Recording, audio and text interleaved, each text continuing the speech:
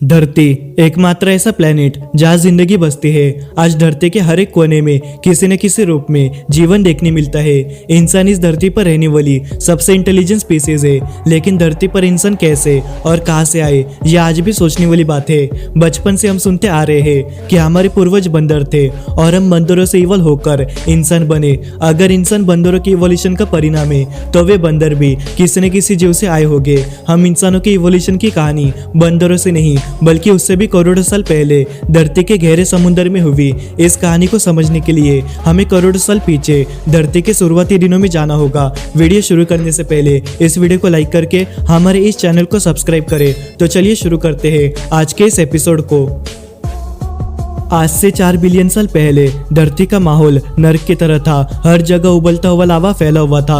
आसमान से लगातार एस्टेरॉइड्स बरस रहे थे। गैस और धूल के बादलों ने पूरी धरती को चारों ओर से ढक दिया था। वैज्ञानिक मानते हैं कि धरती के इस माहौल में पहली बार जीवन के बीज का जन्म हुआ। एस्टेरॉइड्स की धरती पर टकराने से केमिकल और ऑर्गेनिक कंपाउंड्स मिलने लगे, जिसके बाद जब आसमान से गिरने वाली बिजली पानी के केमिकल से जाकर टकराई, तब इसने केमिकल रिएक्शन को जन्म दिया। बिजली के प्रभाव से सभी एटम्स आपस में जुड़ने लगे, जिससे जेनेटिक मटेरियल का जन्म हुआ।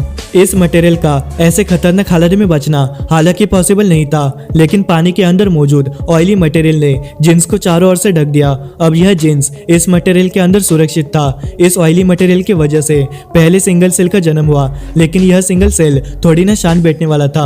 यह अंदर ही अंदर केमिकल रिएक्शन को जन्म दे रहा था। और एक दिन एक ऐसी घटना घटी जिसने सबको हैरान कर दिया। यह सिंगल सेल डिवाइड हो गया और अपनी जैसे ही एग्जैक्ट कॉपी को बनाया। यह जीवन की पहली कड़ी थी जिसने धरती पर कुछ अद्भुत कर दिखाया। अपने क्लोन को तैयार करके इसने धरती पर जीवन की शुरुआत कर दी थी। आगे चलकर सभी जानवर, पक्षी, समुद्री जीव, पेड़ पौधे और इंसान इसी लिविंग बीइंग से विकसित हुए। इसके बाद कुछ अद्भुत घटना घटी। 2 सेल्स मिलकर आपस में मर्ज हो गए और इनके जीन्स भी आपस में जुड़ गए। अब ये मर्ज सेल खुद का क्लोन बनाने लगे, जिनके क्लोन में अब एक नहीं बल्कि 2 सेल्स के जीन मौजूद थे। इस घटना के बाद अब नए नए सेल्स का जन्म होने लगा। इन सेल्स में म्यूटेशन होने लगे और मल्टी सेल्यूलर ऑर्गेनिज्म पनपने लगे। करोड़ों सालों बाद ये सेल्स इतने अलग हो चुके थे कि वे आपस में ही अलग अलग प्रजाति के हो चुके थे। और इनमें से एक प्रजाति के जीव हम इंसानों के पूर्वज थे। वे प्रजाति 3 इंच लंबा एक वाटर वॉर्म था, जो आज से लगभग 550 मिलियन साल पहले पाए जाने वाले हमारे पूर्वज थे, जिससे हम बने। लेकिन उस समय इनके आंख नहीं थे, वे देख नहीं सकते थे, लेकिन इनका सबसे बड़ा मकसद अपनी संख्या को बढ़ाना था। जिसके बाद कुदरत ने इन्हें देखने के लिए एक ऐसी नायाब चीज दी जिससे वे पहली बार इस खूबसूरत दुनिया को देख सके। हम बात कर रहे हैं आंखों की।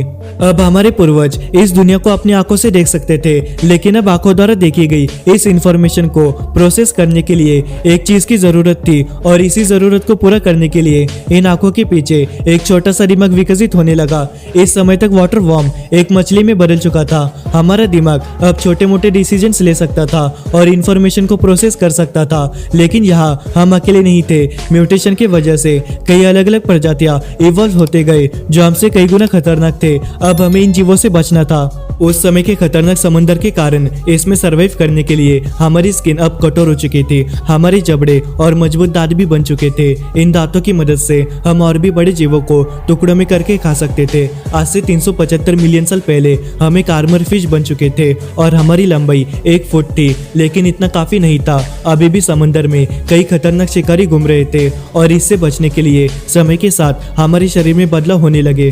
अपने आप को बचाने के लिए 375 मिलियन साल पहले हमने कुछ ऐसा किया जो कि इससे पहले किसी भी मछली ने नहीं किया था। हमने ऑक्सीजन की कमी के चलते पहली बार अपना मुंह पानी से बाहर निकाला और बाहर की हवा को अपने सांसों में खींचा। जिस हवा से हम सांस ले रहे थे, उसके लिए हमारे शरीर में एक नए ऑर्गन का विकास हुआ, जिसे हम लंग्स कहते हैं। इस समय तक हमारे पूर्वज इच्टियोस्टेगा में बदल चुके थे। यह पहला ऐसा जीव था जिसके पास गिल्स और लंग्स दोनों मौजूद थे, जिससे वे पानी और हवा दोनों में सांस ले सकता था। आज के समय हमारी गिल्स पूरी तरह से खत्म हो चुके हैं, क्योंकि अब हमें गिल्स की कोई जरूरत नहीं पड़ती। लेकिन आज भी हमारे बॉडी में गिल्स की मैकेनिज्म बनी हुई है, जिसका सबूत हमें हिचकी के रूप में देखने को मिलता है। आज से 365 मिलियन साल पहले हमने अपने शरीर को पानी से बाहर निकाला और हमारे पूर्वज पानी से बाहर चलने वाले पहले समुद्री जीव बने। लेकिन बाहरी दुनिया इनके लिए इतनी आसान नहीं थी। हमारे सामने पानी से बाहर जमीन पर एक खूबसूरत दुनिया हमारा इंतजार कर रही थी। यहाँ हमारे लिए खाना भी था और श्वास लेने के लिए हवा भी थी। लेकिन इनकी नरम त्वचा सूरज की रोशनी झेलने के लिए नहीं बनी थी। ऐसे में इनका विलुप्त होना पक्का था। फिर कुदरत ने अपना कमाल दिखाया। सूरज की रोशनी से बचने के लिए इनकी चमड़ी मोटी होती गई। 340 मिलियन साल पहले हम स्टियोस्टेगा से कैसिनेरिया में बदल चुके थे। इसके साथ ही अब हमारी चमड़ी मोटी हो चुकी थी और फिन्स मजबूत पंजों में बदल चुके थे। अब यह जीव जमीन पर रहने के लिए पूरे सक्षम थे। इन्होंने अपने वंश को आगे बढ़ाने के लिए अंडों को जन्म देना शुरू किया और जब उस अंडे से बच्चा निकलता तब धरती की नई दुनिया इनका स्वागत करती। अब यह जीव चीजों को अच्छे से समझ सकता था, अच्छे से देख सकता था और इंफॉर्मेशन को अच्छे से प्रोसेस कर सकता था। यानी इनका ब्रेन अब और बड़ा हो रहा था और ये पहले से ज्यादा स्मार्ट हो चुके थे। लेकिन यहाँ हम अकेले नहीं थे, हमारे साथ और भी कई सारे प्रजातियां इवॉल्व हो रहे थे। यानी अब हमें खाना खाने के लिए अपने कॉम्पिटिटर से लड़ाई करनी पड़ रही थी। अब इस कंपटीशन को जीतने के लिए हमारे सेल्स फिर से म्यूटेट होने लगे और हमारा जबड़ा पहले से कई गुना बड़ा और मजबूत होने लगा। अब हमारे पूर्वज एक शक्तिशाली और खतरनाक शिकारी बन चुके थे, लेकिन प्रकृति को कुछ और ही मंजूर था। आज से 250 मिलियन साल पहले धरती ने फिर से अपने इनिशियल फेज में जाना शुरू किया। आज के साइबेरिया जगह के पास एक बहुत बड़ा वॉल्केनो फटा, जिससे भारी मात्रा में कार्बन डाइऑक्साइड धरती के एटमॉस्फेयर में फैलने लगा, जिससे धरती का टेम्परेचर काफी ज्यादा बढ़ गया। धरती के ऐसे खतरनाक माहौल में वेजिटेशन खत्म होने लगे और देखते ही देखते धरती के 95% पेड़ों और जीवों की प्रजातियां खत्म हो गई। बची हुई 5% प्रजातियों में हम थे और हमारे साथ अन्य प्रजातियों के जीव जो आगे चलकर विशाल डायनासोर्स का रूप लेने वाले थे। वॉल्केनिक इरप्शन के 3 करोड़ साल बाद धरती फिर से पहले जैसी शान बन गई थी। इस समय काल के दौरान हमारा शरीर एक बड़े आकार की बिल्ली की तरह दिखने लगा था, लेकिन दूसरी प्रजाति हमसे काफी बेहतर इवॉल्व हुए और वे डायनासोर्स का रूप ले चुके थे। डायनासोर का विकास हमारे मुकाबले काफी तेजी से हुआ, जिस वजह से ये बहुत विशाल और खतरनाक बने। अब पूरी धरती पर इन डायनासोरों का ही राष्ट्र में एक नया स्ट्रक्चर बनने लगा, जिससे हमारा दिमाग कहीं ज्यादा शार्प हो गया था, क्योंकि अब हमें सिचुएशन के हिसाब से तुरंत फैसले लेने की जरूरत थी। डायनासोर से बचने के लिए इन्होंने बच्चे अंडे में नहीं बल्कि शरीर के अंदर देना शुरू किया। अब बच्चों का विकास शरीर से बाहर नहीं बल्कि शरीर के अंदर कोख में होने लगा, जिससे उनका शरीर इवॉल्व हुआ ताकि वे अपने बच्चों को दूध पिला सके। डायनासोरों ने धरती पर 14 करोड़ सालों तक राज किया। इन्हें रोकने वाला कोई नहीं था। उस समय धरती पर डायनासोर की कई हजार प्रजातियां घुमा करते थे। इनमें से कुछ डायनासोर शाकाहारी थे और कुछ मांसाहारी, और कुछ डायनासोर बहुत शांत स्वभाव के थे तो कुछ बहुत खतरनाक थे। ये उस समय के सबसे सफल जीव थे, लेकिन कुदरत को कुछ और ही मंजूर था। आज से 65 मिलियन साल पहले अंतरिक्ष से एक विशाल एस्टेरॉयड तेजी से धरती की ओर आ रहा था और देखते ही देखते यह एस्टेरॉयड मैक्सिको की खाड़ी के पास जमीन पर जाकर टकराता है। एस्टेरॉयड के टकराने से धरती पर एक महाप्रलय आया और धूल और डस्ट के बादलों ने पूरी धरती को चारों ओर से ढक दिया। एस्टेरॉयड का इंपैक्ट इतना जोरदार था कि उस समय के सभी विशाल जीव मारे गए और बचे सिर्फ छोटे जीव, जिसमें से एक हम थे। जब ये महाप्रलय खत्म हुआ तब तक हमारा शरीर एक गिलहरी के आकार का हो चुका था। अब धरती पर मैमल्स डोमिनेट कर रहे थे। इस समय तक पेड़ों पर अच्छे खासे फल उगना शुरू हो चुके थे। जिंदा रहने के लिए हमें इन फलों को खाना जरूरी था। इन फलों को खाने की चाह ने हमारे शरीर में बदलाव लाया। अब हम पेड़ों पर आसानी से चढ़ सकते थे और जमीन के साथ पेड़ों पर भी रह सकते थे। यानी अब धरती पर प्राइमेट्स आ चुके थे। लेकिन आने वाले 10 मिलियन सालों तक धरती का टेम्परेचर बदलने वाला था। धरती पर बारिश कम होती गई और जंगल छोटे होते गए। धीरे धीरे हमारी पूंछ गायब होने लगी। हमारे लिए खाने की समस्या अब और भी बढ़ गई।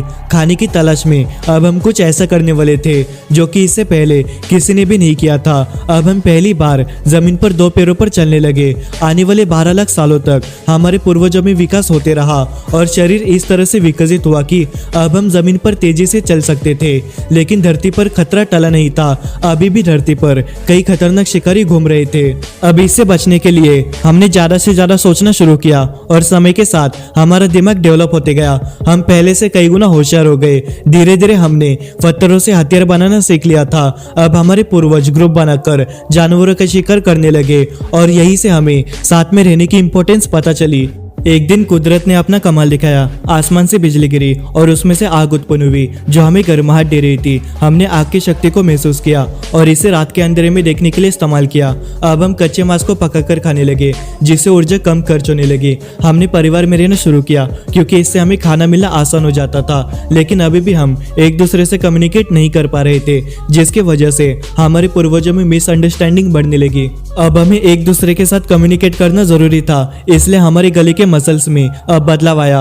अब हम कई तरह के आवाज निकाल सकते थे और दूसरों से बात कर सकते थे। यानी ये वही पल था जब हम पूरी तरह से इंसानों में बदल चुके थे। और 2 लाख साल पहले धरती पर होमो सेपियंस यानी हम आए। हम अलग अलग कॉन्टिनेंट्स में जाकर रहने लगे और समय के साथ हम विकसित होते गए और आज हम इस धरती पर रहने वाले सबसे बुद्धिमान जीव बन गए। हमारी कहानी शुरू हुई थी एक सिंगल सेल से और आज हम एक इंटेलिजेंट इंसान बन चुके हैं। इवोल्यूशन की इस रेस में अगर एक भी गलत मूव हो जाता तो आज इस धरती पर हम इंसान जिंदा नहीं होते।